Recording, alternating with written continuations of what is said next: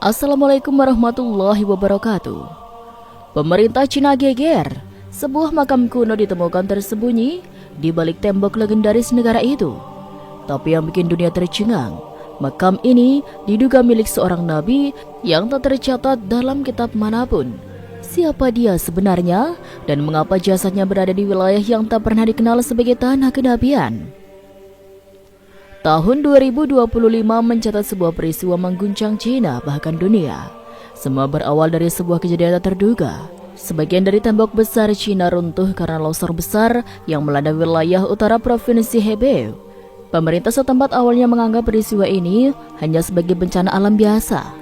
Tim evakuasi dan arkeolog segera dikerahkan untuk mengamankan area reruntuhan, terutama karena lokasi tersebut merupakan bagian penting dari warisan sejarah bangsa. Namun, saat proses penggalian dimulai, para arkeolog menemukan sesuatu yang tidak biasa. Di balik tumpukan batu besar dan tanah yang menggumpal, mereka menemukan struktur batu besar menyerupai pintu masuk gua. Pintu itu tidak sembarangan. Ada ukiran yang aneh dan tidak biasa bagi gaya arsitektur Tiongkok kuno. Bentuk kaligrafi dan simbol-simbol pada batu itu tidak sesuai dengan budaya lokal. Ketika para ahli bahasa mulai meneliti lebih dalam, mereka terkejut menemukan bahwa ukiran-ukiran itu menggunakan bahasa Arab klasik. Ini jelas membingungkan. Mengapa ada ukiran Arab yang tertanam di balik tembok besar Cina? Sejarah mencatat memang ada hubungan antara dunia Islam dan Cina, tetapi tidak pernah ada bukti sebesar ini. Setelah beberapa hari dilakukan pembersihan dan penelitian awal, tim peneliti mengumumkan bahwa mereka telah menemukan sebuah ruang bawah tanah kuno. Ruangan itu cukup besar, dipenuhi ornamen batu yang telah termakan usia, dan di tengahnya terdapat satu batu nisan besar dengan tulisan Arab yang masih cukup jelas terbaca. Tulisan itu berbunyi, "Hamba Allah yang terpilih. Utusan di antara para utusan telah kembali kepadanya. Dia dikenal oleh kaum-kaumnya sebagai orang benar, sabar, dan tak pernah menyekutukan Allah." Di bagian bawah nisan itu tertulis nama dalam bahasa Arab Zulkifli. Kabar ini segera menyebar ke pusat pemerintahan di Beijing. Tim gabungan yang terdiri dari arkeologi nasional, ahli sejarah, serta pejabat dari Kementerian Budaya dan Warisan Sejarah turun langsung ke lokasi. Pemerintah awalnya berusaha merahasiakan penemuan ini karena khawatir menimbulkan gejolak. Tapi seperti yang bisa ditebak, informasi ini bocor ke publik. Seorang anggota tim penggalian yang merekam video singkat lokasi makam secara diam-diam mengunggahnya ke internet. Video itu memperlihatkan nisan yang dikelilingi batu-batu tua dengan kaligrafi Arab, serta para peneliti yang kebingungan dan berdiskusi serius di lokasi. Video ini meledak dalam hitungan jam. Platform-platform sosial media di Cina dan internasional penuh dengan spekulasi. Tagar bertuliskan, Nabi di Cina menjadi tren di berbagai belahan dunia. Jutaan orang membicarakannya, baik dari kalangan muslim maupun non-muslim. Para ahli sejarah dari berbagai negara memberikan pendapat mereka. Sebagian skeptis, sebagian lagi menganggap ini sebagai momen besar dalam sejarah Islam dan dunia. Yang paling mengejutkan adalah reaksi dari masyarakat Cina sendiri. Warga mulai berdatangan ke lokasi, bahkan dari provinsi-provinsi yang jauh. Mereka ingin melihat langsung apa yang terjadi. Banyak dari mereka bukan muslim, tapi rasa penasaran membawa mereka ke sana. Beberapa bahkan mengatakan bahwa mereka merinding ketika berdiri di depan makam itu. Ada yang mengaku merasa damai, ada pula yang mengaku seperti dipanggil oleh sesuatu yang tidak bisa dijelaskan. Di sisi lain, komunitas muslim di Cina yang selama ini hidup di bawah tekanan merasa tersentuh dan sekaligus terlindungi. Penemuan ini menjadi penguat bagi mereka bahwa ajaran yang mereka imani memiliki jejak sejarah yang dalam bahkan di tanah yang begitu jauh dari pusat dunia Islam. Dalam hitungan minggu, ribuan umat muslim dari berbagai negara pun mulai berdatangan. Pemerintah Cina akhirnya tak bisa menutupi informasi ini lebih lama. Mereka mengadakan konferensi pers dan secara resmi mengakui bahwa mereka menemukan sebuah makam yang sangat tua dengan ciri khas budaya Islam. Mereka belum menyatakan dengan pasti bahwa itu adalah makam seorang nabi, tetapi menyebutnya sebagai makam tokoh suci dari Timur Tengah yang diduga datang ke Cina pada masa sangat awal. Namun di kalangan umat Islam tidak butuh waktu lama untuk menghubungkan nama Zulkifli yang tertulis di batu nisan dengan nama Zulkifli, salah satu nabi yang disebut dalam Al-Quran. Sebagian ulama dari Timur Tengah, Turki dan Indonesia pun menyatakan bahwa kemungkinan besar ini memang makam beliau. Apalagi sejarah mencatat bahwa Nabi Zulkifli dikenal sebagai nabi yang sangat sabar dan menuntut sebagian riwayat. Beliau wafat di wilayah yang jauh dari Palestina, meski tidak disebut secara spesifik di mana. Kondisi di lokasi makam kini berubah drastis. Pemerintah Cina terpaksa menutup sementara area tersebut karena lonjakan pengunjung yang luar biasa. Namun hal itu tidak menghentikan umat Islam untuk berdatangan, bahkan jika hanya untuk berdiri di kejauhan dan doa. Banyak yang menangis, banyak pula yang bersujud syukur. Yang menarik setelah kejadian ini, terjadi peningkatan tajam dalam minat warga Cina terhadap Islam. Pusat-pusat informasi Islam di Beijing, Guangzhou, dan Urumqi mulai dipenuhi orang-orang yang ingin tahu lebih banyak. Mereka mulai bertanya siapa Nabi Zulkifli, apa yang diajarkan, dan mengapa makamnya bisa ada di tanah Cina. Tak sedikit pula yang akhirnya memutuskan untuk bersyahadat. Dalam sebulan pertama sejak berita ini mencuat, tercatat lebih dari 3.000 orang Cina secara terbuka menyatakan diri masuk Islam. Bahkan ada yang berasal dari kalangan akademisi, pengusaha, hingga pejabat pemerintah daerah. Fenomena ini terus meluas. Media-media internasional mulai menyoroti bagaimana Islam bangkit kembali di Cina. Bukan karena dakwah yang masif, tapi karena sebuah kejadian yang tidak bisa dijelaskan dengan logika biasa. Para tokoh Islam menyebut ini sebagai tanda kebesaran Allah yang sengaja ditampakkan di saat dunia sedang berada dalam krisis iman dan identitas.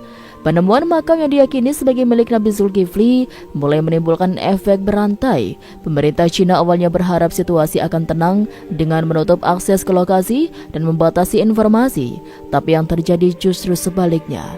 Tekanan dari masyarakat dunia, terutama dari negara-negara mayoritas muslim, terus meningkat.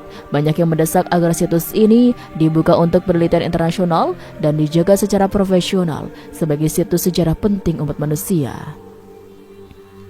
Di tengah tekanan itu, pemerintah Cina akhirnya mengeluarkan keputusan mengejutkan. Mereka membuka kerjasama dengan para arkeolog dan sejarawan dari luar negeri, terutama dari Timur Tengah dan Asia Tenggara. Delegasi dari Mesir, Turki, Arab Saudi, Indonesia, dan Pakistan diundang langsung untuk meneliti makam tersebut bersama tim Cina. Langkah ini dianggap sebagai upaya untuk meredam opini dunia, sekaligus mengamankan hubungan diplomatik. Saat tim internasional tiba di lokasi, penelitian langsung dimulai secara intensif. Mereka membawa peralatan modern, pemindai tanah, teknologi pencitraan 3D, hingga alat analis karbon untuk meneliti usia batu nisan dan benda-benda yang ditemukan di sekitarnya.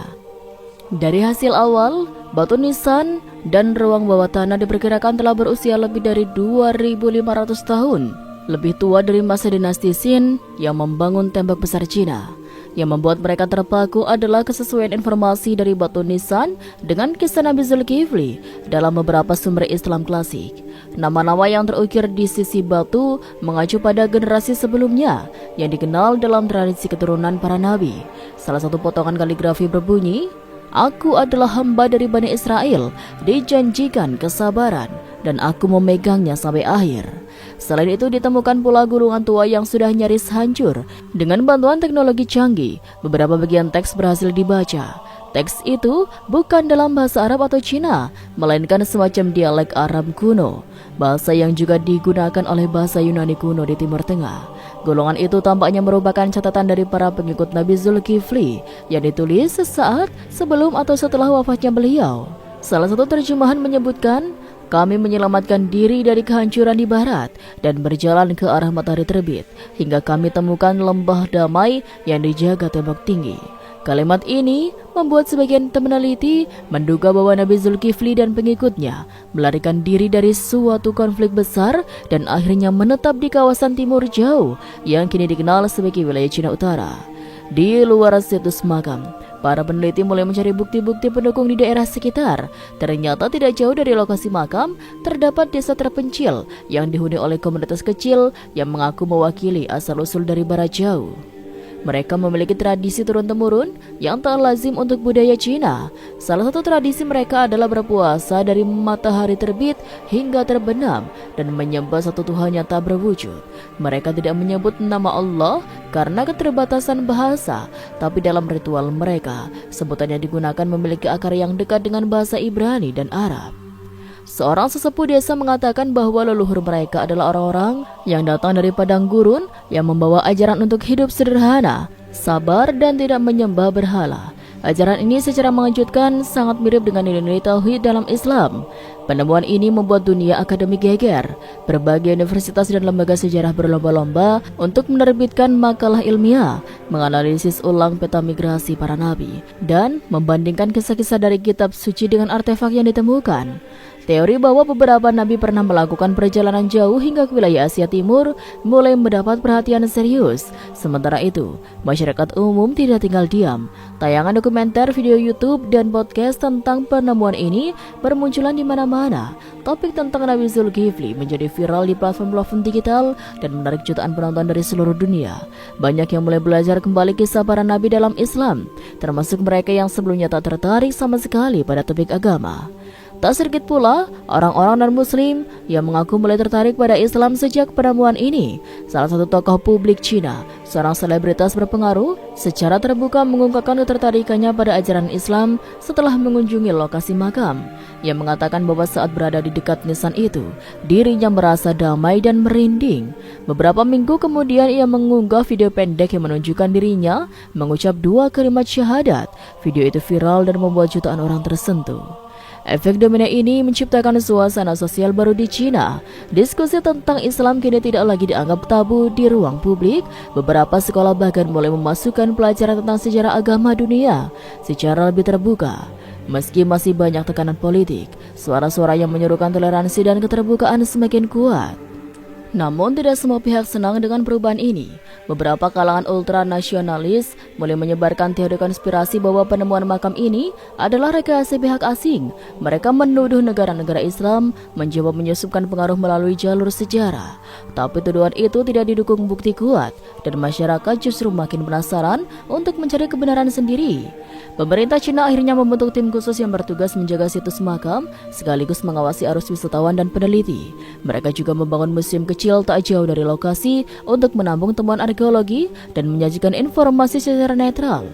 Namun satu hal yang mereka tak bisa dikendalikan adalah perubahan cara pandang masyarakat. Apa yang awalnya dianggap sebagai reruntuhan biasa ternyata menjadi awal dari babak baru dalam sejarah umat manusia. Bukan hanya tentang arkeologi, tapi tentang jati diri, keyakinan, dan hubungan spiritual antara masa lalu dan masa kini. Dan kini, pertanyaan besar mulai muncul. Apakah hanya Nabi Zulkifli yang pernah menjejakkan kaki di timur jauh? Ataukah ada nabi-nabi lain yang juga meninggalkan jejak mereka di tempat yang tak pernah kita duga sebelumnya? Setelah makam yang diduga milik Nabi Zulkifli ditemukan, tim peneliti gabungan dari berbagai negara mulai memfokuskan riset ke satu pernyataan besar. Bagaimana bisa seorang nabi Bani Israel mencapai wilayah yang begitu jauh di Asia Timur? Tidak ada catatan sejarah resmi dari peradaban Cina kuno yang menyebut secara langsung tentang kedatangan bangsa asing yang membawa ajaran monoteisme. Namun beberapa artefak kuno dan catatan lokal yang sebelumnya diabaikan kini mulai diperiksa kembali. Salah satu ahli sejarah dari Turki, Dr. Ayhan Selçuk, mengangkat temuan menarik dari dinasti kuno bernama Zhou. Dalam salah satu naskah kuno yang disimpan di perpustakaan rahasia di Chengdu, tercatat cerita tentang orang bijak dari arah barat yang tinggal di balik tembok dan mengajarkan kesabaran kepada rakyat miskin. Tulisan itu tidak menyebut nama, tapi karakteristik dan waktunya sangat cocok dengan periode yang diperkirakan sebagai masa hidup Nabi Zulkifli. Dr. Ayhan bahkan menunjukkan bahwa dalam cerita tersebut, sang bijak tinggal di lembah tenang bersama sekelompok kecil pengikut dan dikenal suka beribadah di malam hari dan menghindari kekerasan. Sementara itu, tim peneliti dari Indonesia, dipimpin oleh Dr. Profesor Lutfi Adnan, menemukan kemiripan pola migrasi dengan kisah penyebaran ajaran Islam yang dilakukan para wali. Ia berpendapat jika para wali bisa menembus wilayah Nusantara dengan budaya yang bahasa yang berbeda, maka bukan hal mustahil bila seorang nabi yang gigih dan diberi tugas oleh Tuhan mampu menembus wilayah Tiongkok dalam pelariannya dari penindasan. Di lokasi makam, penggalian lanjutan membongkar lebih banyak bukti. Ditemukan struktur bangunan yang menyerupai rumah ibadah kecil, dindingnya menghadap ke arah barat ke arah Mekah. Meskipun struktur bangunan ini diduga dibangun jauh sebelum masa Nabi Muhammad, di dalam bangunan itu terdapat ukiran simbolik berbentuk telapak tangan menghadap ke atas. Dalam banyak budaya Semitik, ini merupakan lambang penyerahan diri kepada Tuhan. Yang paling menarik adalah temuan sebuah batu pipi bertuliskan aksara campuran. Di tengahnya bertulis dalam huruf mirip Ibrani, Dia tidak pernah marah dan tidak pernah mengkhianati janjinya kepada Tuhan. Para ahli meyakini ini merujuk pada sifat Nabi Zulkifli yang dikenal sebagai sosok sabar dan setia pada janji, seperti disebutkan dalam Al-Quran. Sementara itu, suasana di Cina mulai berubah. Masyarakat lokal khususnya di wilayah sekitar situs mulai tertarik mempelajari Islam secara serius. Beberapa komunitas lokal yang sebelumnya menganggap makam tersebut hanya situs sejarah biasa, kini mulai menjaganya dengan lebih hormat. Mereka membersihkan area sekitar, membuat jalur jalan yang aman, dan bahkan mendirikan pusat informasi kecil untuk wisatawan. Pemerintah Cina yang awalnya ragu mulai menyadari bahwa mereka tidak bisa terus bersikap defensif. Terlalu banyak perhatian internasional tertuju pada penemuan ini. Selain itu, jumlah wisatawan yang datang ke daerah tersebut meningkat tajam. Hotel dan restoran mendadak penuh, ekonomi lokal tumbuh pesat, dan pemerintah mulai melihat ini sebagai peluang pariwisata religius dan potensial. Namun, ada juga pihak-pihak yang merasa terancam. Beberapa kalangan akademik di Cina mempertanyakan kebenaran temuan ini dan mengklaim bahwa penelitian terlalu bias secara religius. Mereka mendesak agar dilakukan kajian ulang dengan pendekatan yang lebih netral. Namun setiap kali upaya itu dilakukan, bukti-bukti baru justru menguatkan kemungkinan bahwa makam itu memang milik seorang tokoh besar dari wilayah barat. Di luar Cina, dunia Islam bereaksi dengan penuh semangat. Di berbagai masjid dan sekolah Islam, kisah Nabi Zulkifli kembali diajarkan dengan semangat baru. Banyak ustadz dan guru agama mengaitkan temuan ini sebagai penguat iman dan bukti bahwa sejarah para nabi sangat luas, bahkan mungkin belum sepenuhnya terungkap. Salah satu reaksi paling menyentuh datang dari Yaman. Seorang ulama tua bernama Syekh Makdisi menyampaikan khutbah Jumat di hadapan ribuan jemaah. Dalam khutbahnya ia berkata, "Jika Zulkifli benar sampai ke ujung dunia timur, maka kita umat Islam pun harus yakin bahwa dakwah dan cahaya kebenaran itu tidak mengenal batas wilayah. Ini adalah pengingat bahwa para nabi adalah teladan global, bukan hanya milik satu bangsa atau satu tempat." Beberapa negara muslim bahkan mulai menjalin kerjasama resmi dengan Cina untuk mengembangkan situs tersebut sebagai pusat penelitian peradaban Islam awal. Universitas Al-Azhar dari Mesir mengirimkan tim khusus yang fokus pada kajian naskah kuno. Sementara Universitas Islam Madinah membuka program pertukaran pelajar dengan kampus-kampus di Beijing dan Xi'an. Di balik semua kegembiraan ini, muncul pertanyaan penting dari sebagian umat Islam. Jika ini benar-benar makam seorang nabi, bagaimana kita seharusnya bersikap? Apakah boleh dikunjungi layaknya wisata? Apakah tidak khawatir malah jatuh ke dalam pengagungan berlebihan? Pertanyaan-pertanyaan ini memicu diskusi serius di kalangan ulama. Mayoritas sepakat bahwa jika dilakukan dengan niat mempelajari sejarah dan memperkuat iman, kunjungan ke makam seperti itu sah-sah saja. Tapi mereka juga mengingat agar umat Islam tidak terjebak dalam ritual yang menyimpang dari ajaran Islam, seperti memohon-mohon atau meminta keberkahan dari makam.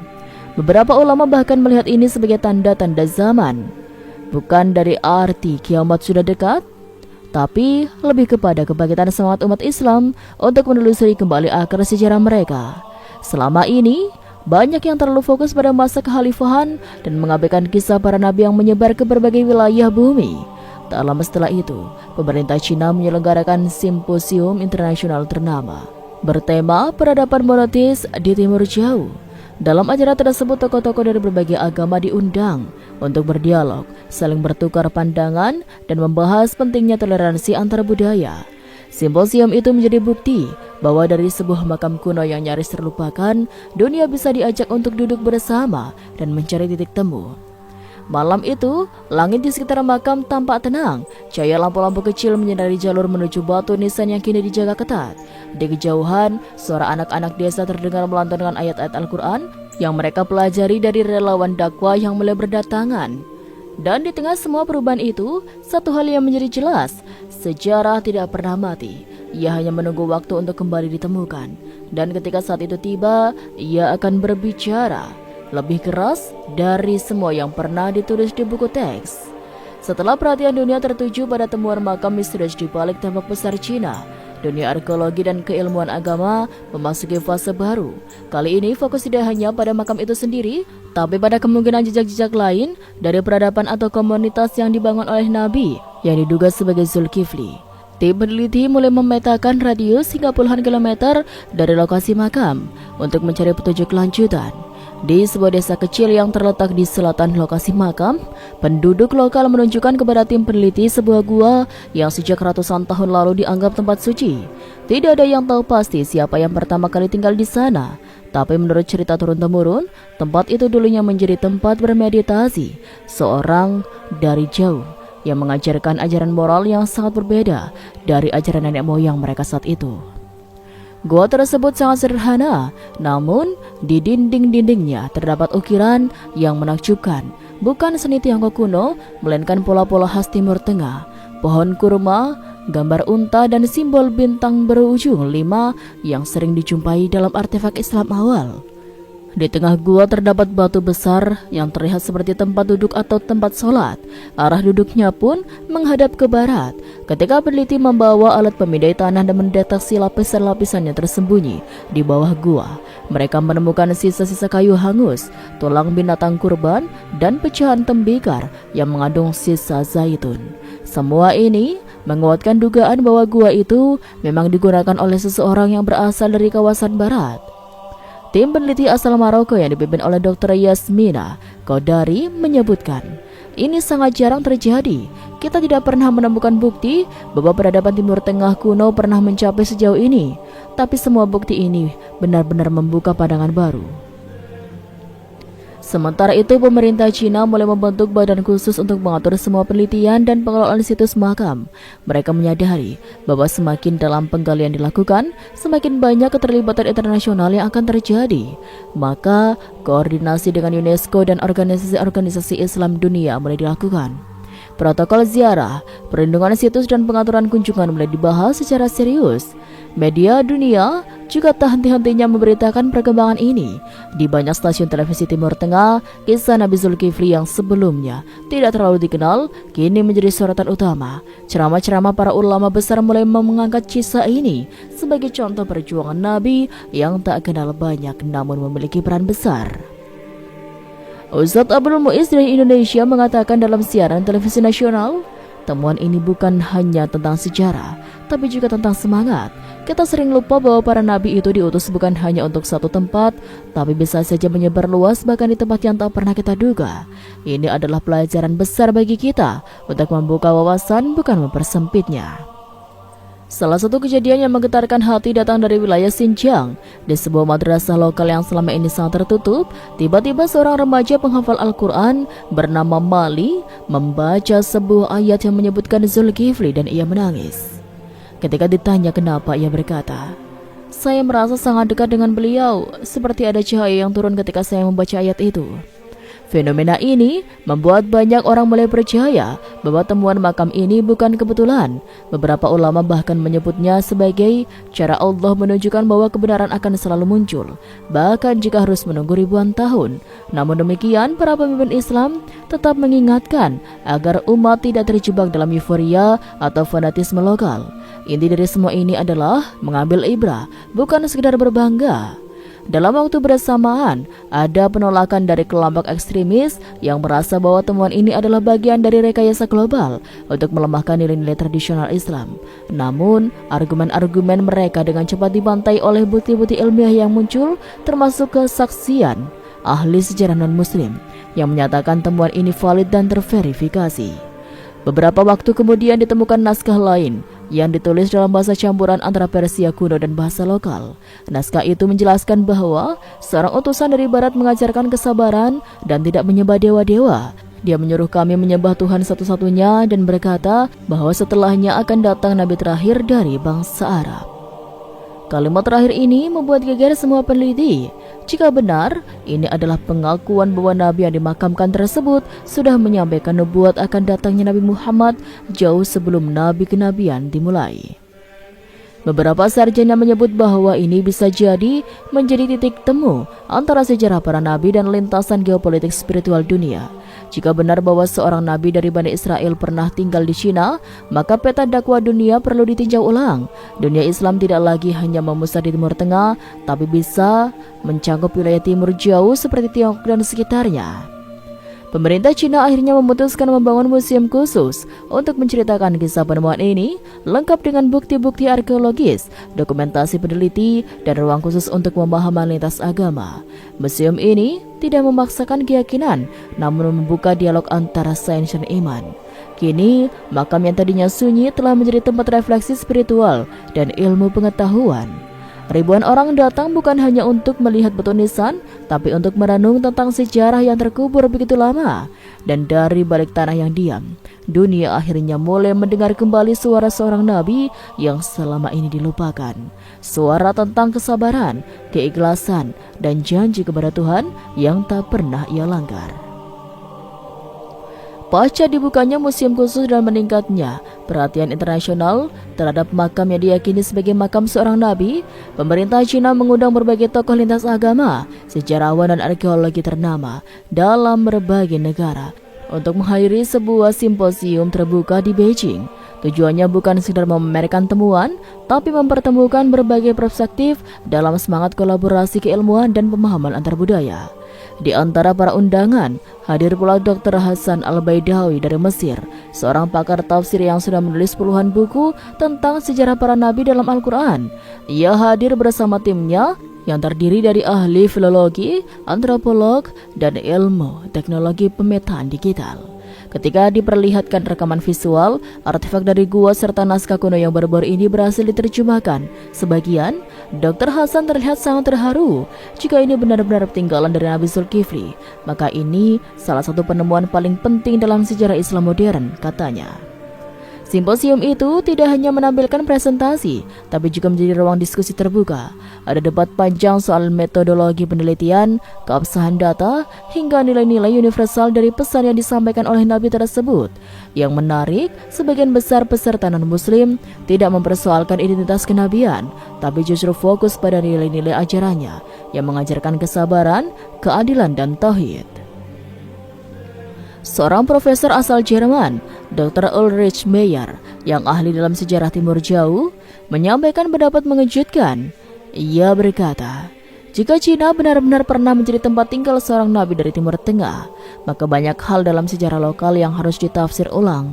Bisa jadi beberapa aspek moral dalam budaya Cina kuno sebenarnya adalah pengaruh dari ajaran monoteistik yang tidak tercatat secara resmi.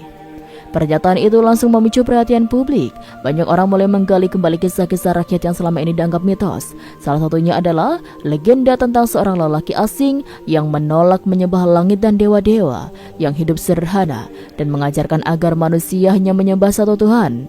Kisah ini sering disebut-sebut dalam literatur kuno di beberapa wilayah Cina, namun selalu dianggap fiksi atau cerita rakyat biasa. Bahkan ada naskah kuno di perpustakaan kuno Dong Huang yang menceritakan tentang seorang bijak berjubah coklat dari barat yang datang dan mengajarkan puasa, kejujuran, dan tidak menyembah berhala.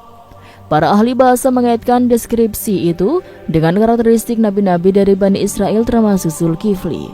Sementara itu di luar forum ilmiah, suasana spiritual juga mulai terasa di kalangan masyarakat. Banyak warga Cina, baik muslim maupun non-muslim, mulai datang ke wilayah makam hanya untuk duduk tenang, merenung dan membaca ulang kisah-kisah para nabi. Mereka tidak datang untuk beribadah, tapi untuk mencari kedamaian batin.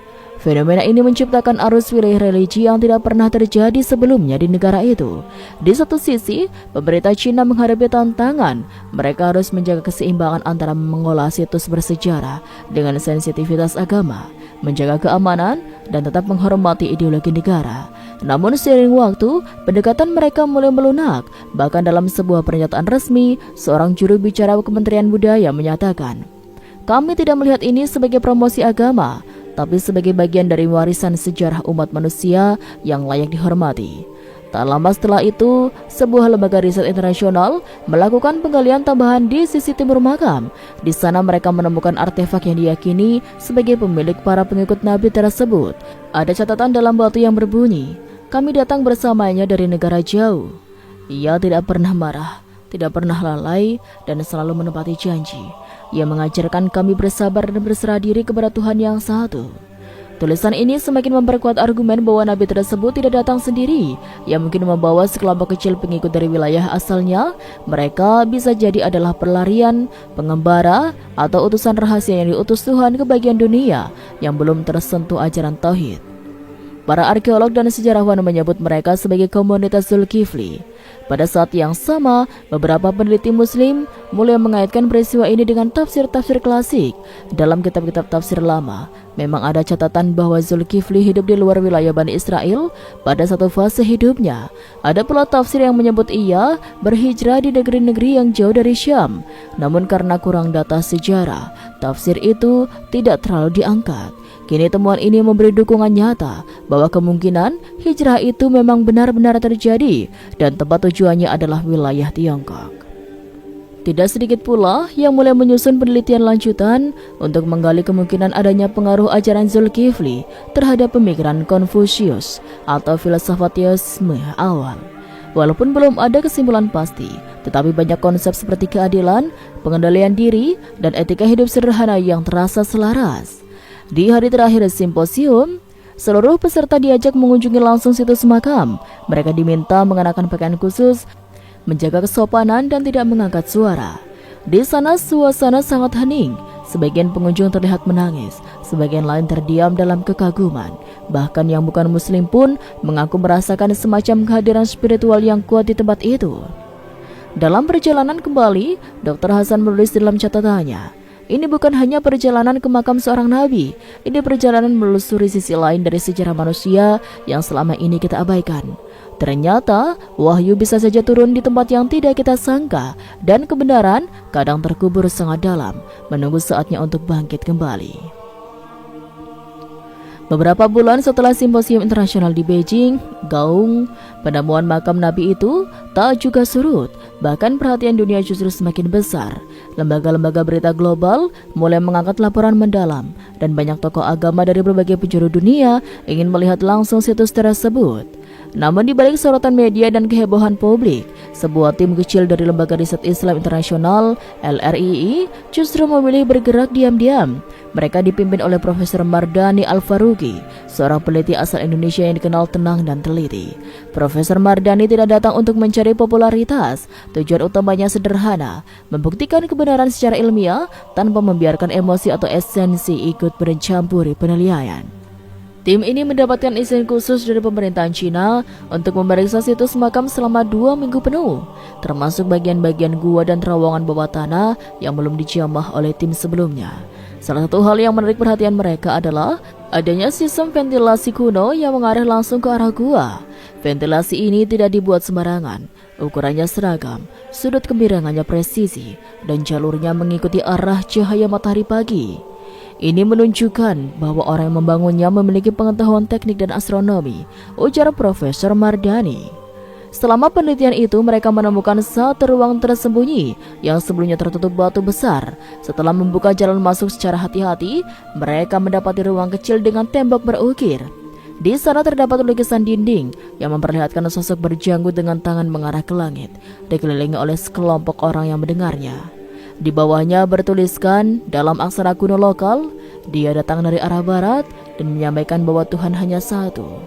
Bagi Profesor Mardani, ini seperti potongan terakhir dari puzzle yang selama ini mereka cari, yang menyadari bahwa misi dakwah pada Nabi tak pernah terikat satu wilayah saja. Mereka bisa saja dikirim ke tempat-tempat yang jauh, yang bahkan belum mengenal huruf, demi menyampaikan pesan tauhid. Namun dari penemuan ruang rahasia itu, tim juga menyadari bahwa makam ini bukan sekedar tempat peristirahatan seorang nabi. Ini adalah pusat komunitas spiritual pada zamannya. Ada sistem tempat tinggal, ruang ibadah, bahkan tempat belajar di sekitar gua utama. Para peneliti menyimpulkan bahwa nabi ini memimpin sekelompok kecil masyarakat yang hidup terpencil, mungkin karena menghindari tekanan politik atau keagamaan pada masa itu. Sementara itu, pemerintah Cina menghadapi dilema baru. Di satu sisi, mereka tidak ingin situs ini menjadi pusat kegiatan keagamaan yang meluas, mengingat aturan ketat yang berlaku di negara tersebut.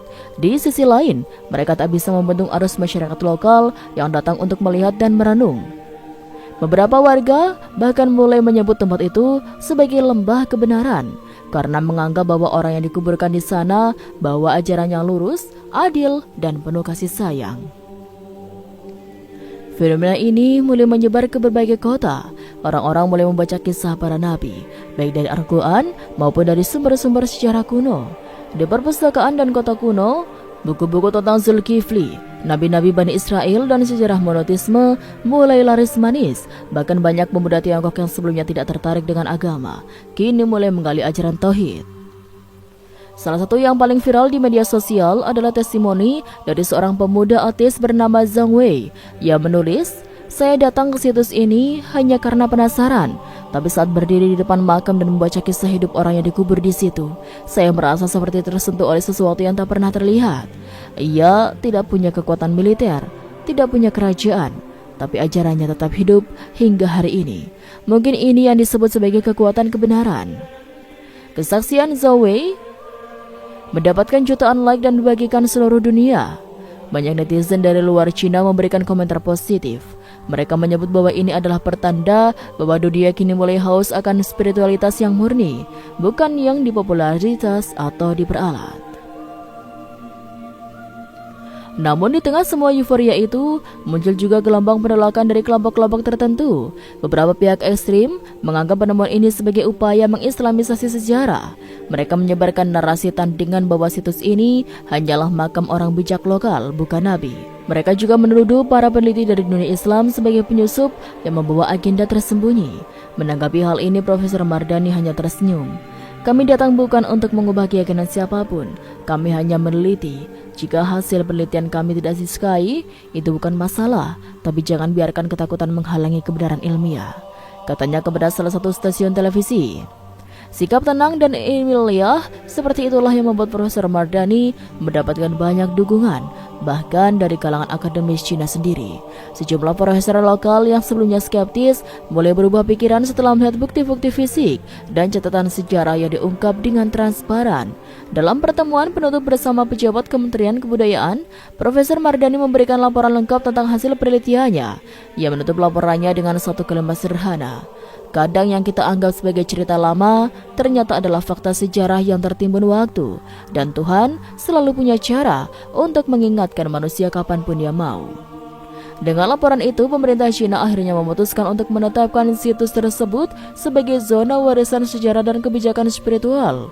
Situs ini memberikan perlindungan hukum yang kuat, sekaligus memungkinkan adanya kegiatan edukatif yang bersifat terbuka, namun tetap terkontrol. Kini, tempat itu bukan hanya menjadi lokasi penelitian arkeologi, tapi juga simbol penemuan antara ilmu pengetahuan, sejarah, dan pencarian makna hidup. Bagi banyak orang, ini bukan sekedar makam kuno, tapi pintu menuju kesadaran baru bahwa Tuhan bisa mengutus siapapun, kemanapun, untuk menyampaikan cahayanya. Sejak makam Nabi itu diresmikan sebagai zona warisan sejarah dan kebijaksanaan spiritual, arus kunjungan dari luar negeri meningkat drastis. Setiap harinya, ratusan pengunjung dari berbagai latar belakang berdatangan. Ada yang datang sebagai peneliti, ada juga yang datang karena ingin tahu, dan tak sedikit pula yang datang karena merasa hatinya terpanggil.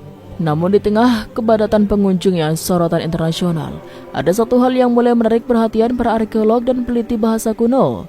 Saat tim Profesor Mardani sedang merapikan laporan akhir dan memindai ulang struktur bantuan di sekitar terowongan lama, mereka tak sengaja menemukan sebuah lorong kecil tersembunyi di balik salah satu dinding bebatuan.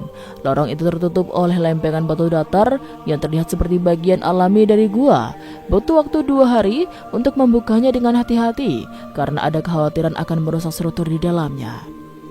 Begitu berhasil dibuka, lorong itu membawa mereka ke seluruh ruangan bawah tanah yang benar-benar berada di area lain.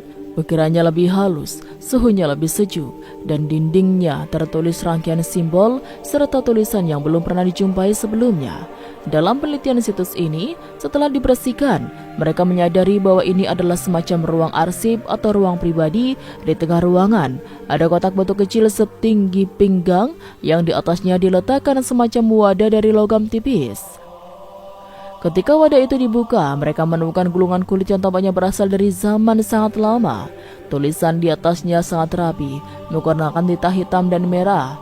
Beberapa kata terlihat familiar dengan aksara Semitik kuno, yang kemudian dicocokkan oleh tim ahli dari Mesir dan Suriah. Hasil awalnya mengejutkan. Gulungan itu berisi penggalan doa, petunjuk ibadah dan pesan moral yang sangat dekat dengan nilai-nilai Islam, meski ditulis jauh sebelum kedatangan Nabi Muhammad SAW. Salah satu bagian yang paling membuat heboh adalah penanggalan yang berbunyi, akan datang seorang yang lahir dari padang gersang, membawa wahyu dari langit, menyempurnakan jalan para saudara kami yang lebih dulu diutus. Kalimat itu dianggap oleh beberapa peneliti sebagai nubuat yang sangat jelas tentang kedatangan Rasul terakhir. Sebagian menyamakan isi tulisan ini dengan nubuat serupa yang pernah ditemukan di Laut Mati dalam gulungan Qumran yang selama ini diyakini berasal dari kaum Essens. Pemerintah Cina langsung mengamankan ruangan itu dan membentuk tim khusus lintas negara untuk memverifikasi keaslian naskah tersebut. Prosesnya ketat, menggunakan teknologi modern seperti penanggalan karbon, pemindahan spektrografi tinta, dan pengujian bahan kulit. Hasil awal dari uji laboratorium menunjukkan bahwa naskah tersebut memang sangat tua, kemungkinan berasal dari 1500 sampai 1000 tahun sebelum Masehi. Temuan ini bukan hanya memperkuat bahwa makam itu adalah milik seorang nabi dari zaman kuno, tapi juga membuka wacana baru tentang hubungan antar nabi dan penyatuan ajaran tauhid dari masa ke masa. Dalam sebuah konferensi terbatas, Profesor Mardani menjelaskan, ini adalah bukti bahwa risalah para nabi tidak saling bertentangan. Mereka membawa satu pesan, hanya berbeda waktu dan tempat, dan kini dari tempat yang jauh seperti Cina, kita melihat serpihan-serpihan sejarah itu bersatu kembali. Namun seiring popularitas penemuan baru itu, muncul gelombang reaksi lain dari kalangan akademisi dan politisi barat. Beberapa menuduh bahwa narasi nubuat nabi terakhir ini terlalu menguntungkan Islam.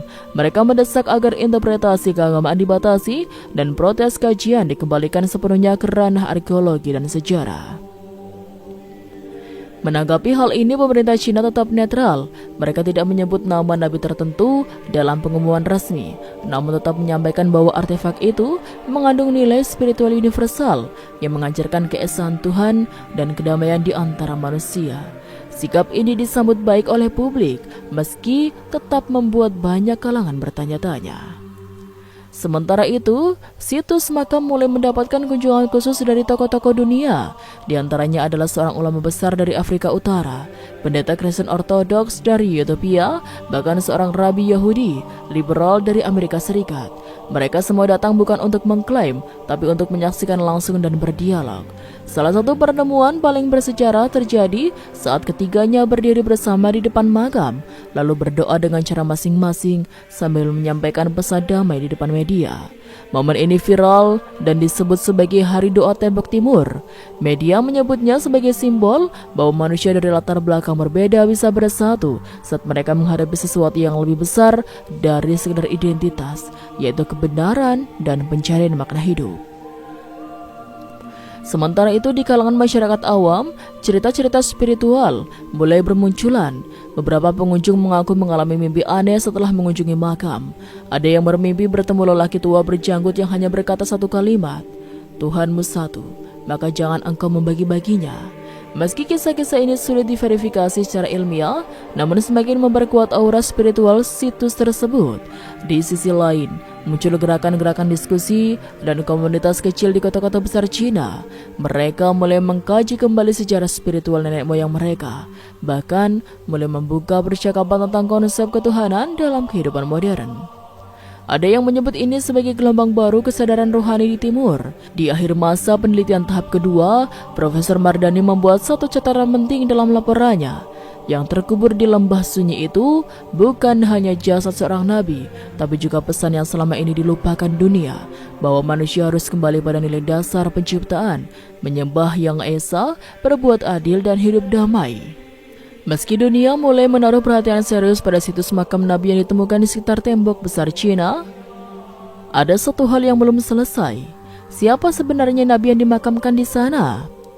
Pernyataan ini menggantung di benak semua orang. Para arkeologis, teolog, dan sejarawan dari berbagai negara mulai menyusun kemungkinan berdasarkan teks kuno, analis geografis, dan catatan-catatan sejarah.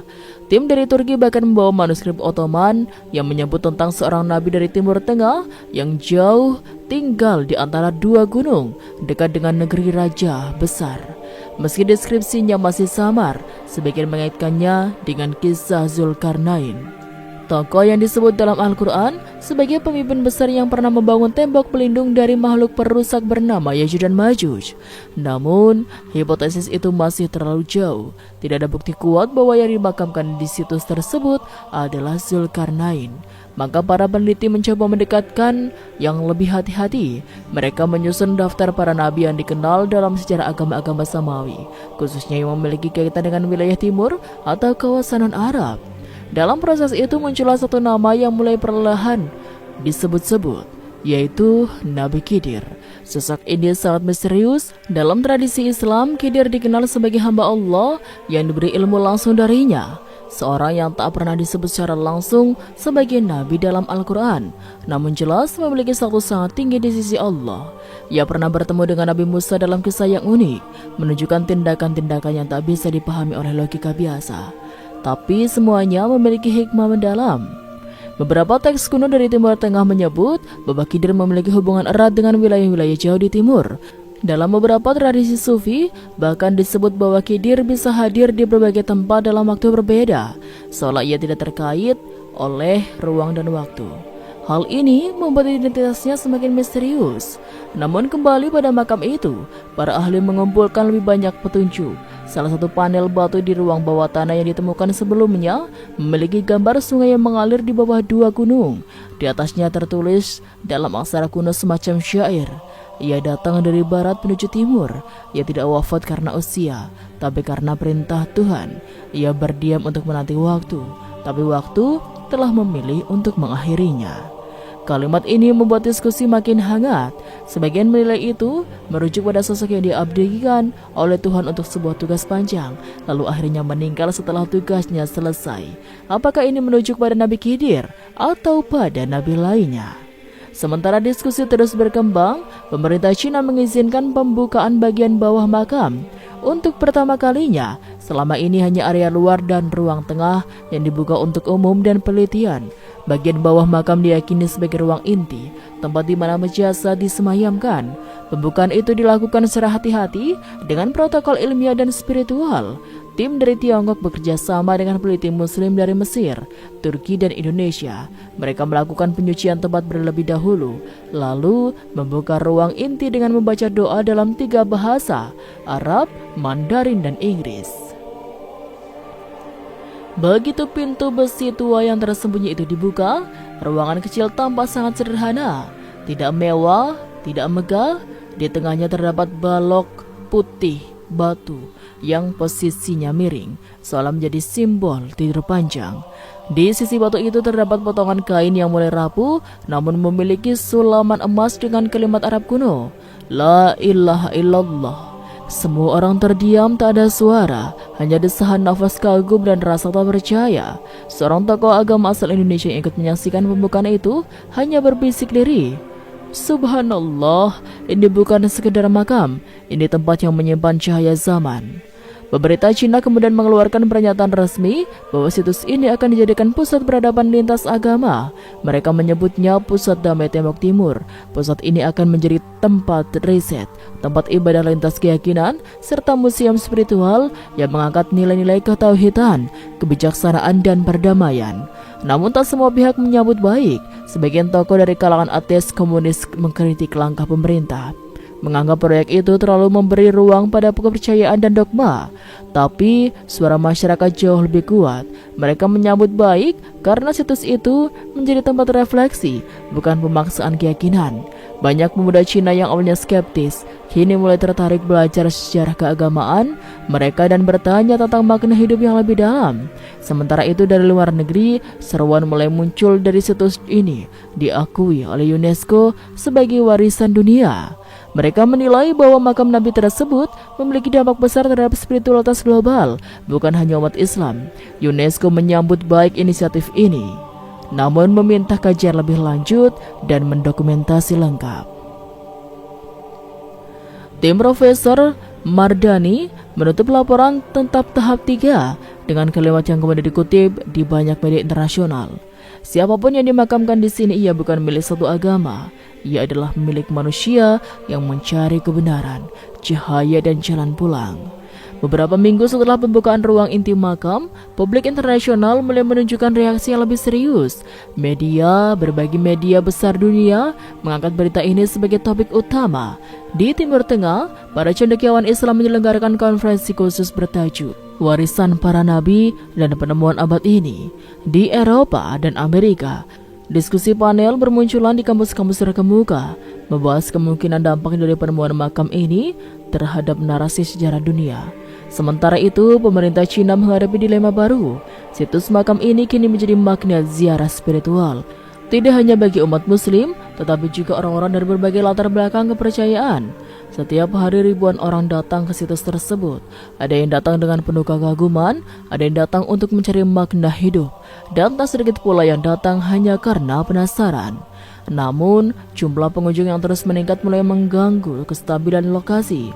Lalu lintas tersendat, desa-desa sekitar mulai berubah jadi pusat komersial dadakan, dan pemerintah setempat khawatir jika kawasan itu kehilangan nuansa sakralnya. Karena itu pemerintah pusat membentuk sebuah badan khusus bernama Lembaga Pelestarian Makam Timur. Badan ini bertugas mengatur arus kunjungan, menetapkan tata tertib kawasan suci, dan membatasi kegiatan komersial yang bisa mencerminai nilai-nilai spiritual tempat tersebut. Mereka bekerja sama dengan para ulama dan pemuka agama untuk memastikan bahwa lokasi tetap dijaga dengan penuh hormat. Salah satu keputusan penting yang diambil badan ini adalah pembentukan zona khusus hening. Zona ini berada tepat di sekitar area makam dan hanya boleh dimasuki oleh mereka yang benar-benar berniat beribadah atau merenung. Tidak boleh ada kamera, tidak boleh ada percakapan keras, dan tidak ada siaran langsung di area ini. Aturannya ketat, namun justru membuat kawasan makam terasa damai. Di balik layar, tim Profesor Mardani melanjutkan riset mereka. Mereka mulai meneliti naskah-naskah kuno yang tersimpan di perpustakaan-perpustakaan tersembunyi di Asia Tengah dan Timur. Beberapa dari naskah itu berisi berita, cerita rakyat yang selama ini dianggap mitos, namun kini terlihat seperti potongan-potongan puzzle yang mulai menyatu. Salah satu naskah yang menarik perhatian berasal dari dinasti Tang. Naskah itu menyebut seorang pria asing berwajah Timur Tengah yang datang dari barat dan tinggal di kawasan pegunungan. Ia disebut sebagai orang cahaya dari surga. Pria itu tinggal di antara masyarakat lokal dan dikenal membawa ilmu tentang Tuhan Yang Esa. Ia mengajarkan nilai kejujuran, kesederhanaan, dan amal kepada sesama. Menariknya, naskah itu menyebutnya bahwa pria tersebut tidak diketahui asal-usulnya secara pasti. Namun saat ia wafat, langit di atas desa tempat tinggalnya menjadi gelap selama 3 hari. Hal ini membuat masyarakat saat itu percaya bahwa ia bukan orang biasa. Meski tidak secara eksplisit menyebut nama, banyak ahli mulai percaya, yakin bahwa cerita ini berkaitan dengan makam yang ditemukan. Bahkan ada asumsi bahwa pria misterius itu mungkin adalah seorang nabi yang tidak disebutkan dalam kitab-kitab suci yang dikenal saat ini. Kemungkinan itu memperluas cakrawala pemahaman bahwa mungkin lebih banyak nabi yang diutus wilayah Timur Tengah, namun tidak tercatat dalam sejarah mainstream.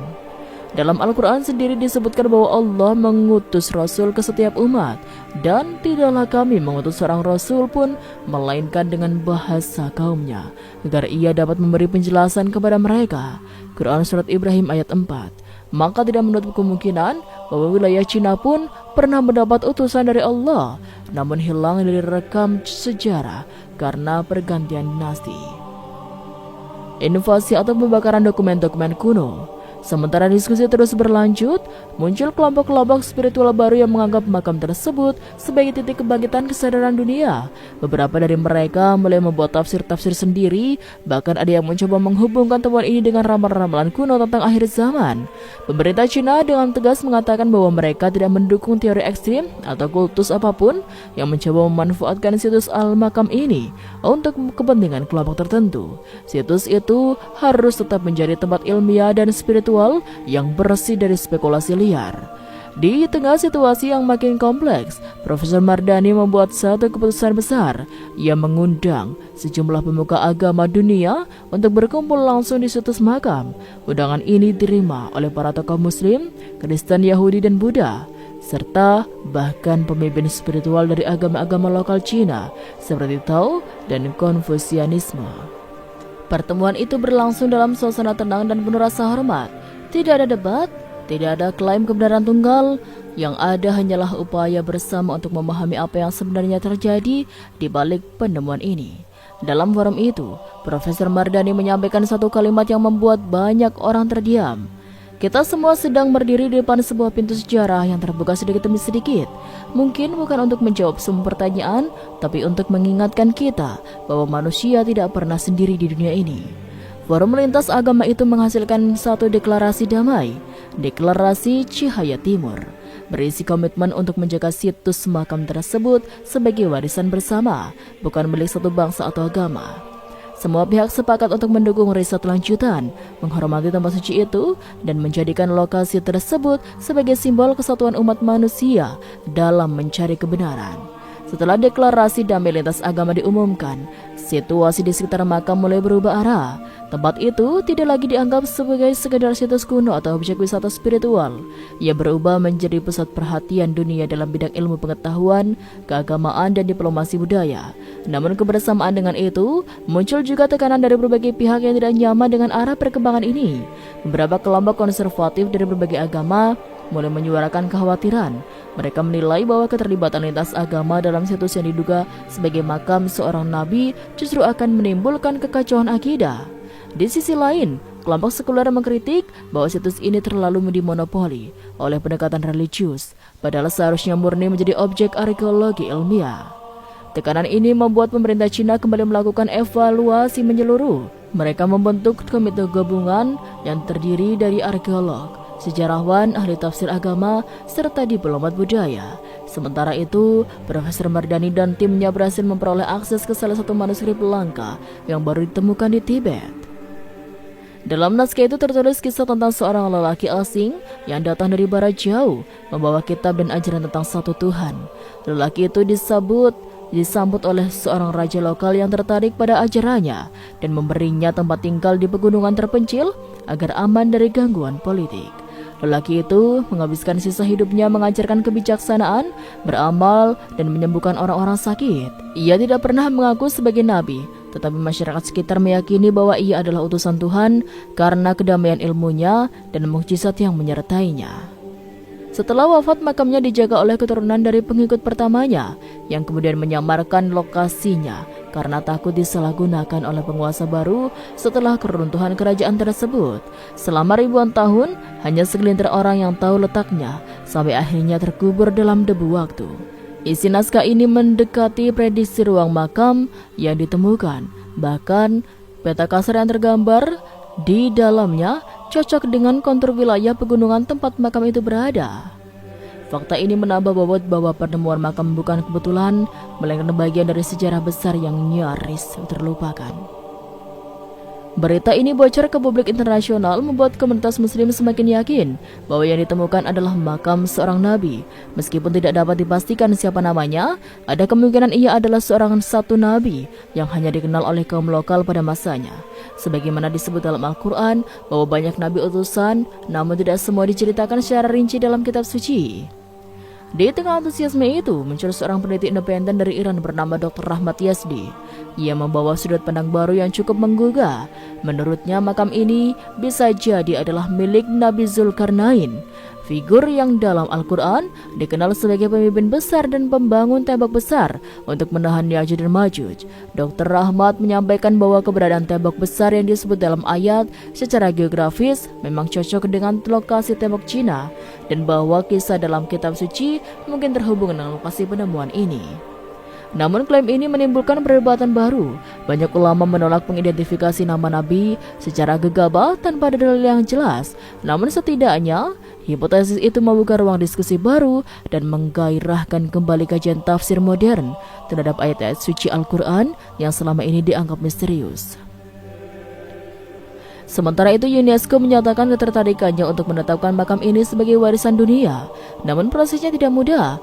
Beberapa negara mempertanyakan apakah tempat yang sensitif seperti spiritual pantas dijadikan sebagai objek budaya global. Bahkan sempat terjadi pertemuan tutup antara para diplomat dari negara-negara muslim, Cina, dan lembaga internasional membahas arah pengelolaan jangka panjang situs tersebut. Pada akhirnya, Cina menyetujui untuk menjadikan kawasan makam sebagai zona penelitian dan ziarah internasional. Dalam zona ini, siapapun boleh datang asalkan mengikuti aturan yang berlaku. Tidak ada politisasi, tidak ada pengkultusan, tidak ada penyebaran ajaran di luar konteks sejarah. Langkah ini dipuji banyak pihak karena dianggap mampu menjaga keseimbangan antara nilai spiritual dan nilai akademis. Bahkan beberapa negara mulai mengirim tim riset gabungan untuk berkontribusi dalam situs lintas disiplin di sana. Di akhir tahun itu, situs makam tersebut resmi dijadikan situs budaya tingkat nasional oleh pemerintah Cina dengan status perlindungan tertinggi. Mereka juga menamai lokasi tersebut sebagai Ling Liang Mu atau makam sang pembawa cahaya. Profesor Mardani dan timnya kini tinggal di wilayah sekitar makam. Mereka terus melanjutkan riset sambil mengajarkan mahasiswa internasional yang tertarik dengan arkeologi kenabian dan sejarah peradaban spiritual Asia. Di dalam hati kecilnya, Profesor Mardani merasa bahwa misi mereka belum selesai. Ia berdiri di depan makam, menatap batu yang masih menyimpan banyak misteri. Dengan nada pelan ia berbisik, "Jika engkau benar seorang utusan Tuhan, kami akan terus mencari kebenaran itu. Dunia berhak tahu siapa engkau sebenarnya. Dan mungkin jawabannya akan datang di waktu yang tepat." Subhanallah, wallahu a'lam bishawab. Sekian, wassalamualaikum warahmatullahi wabarakatuh.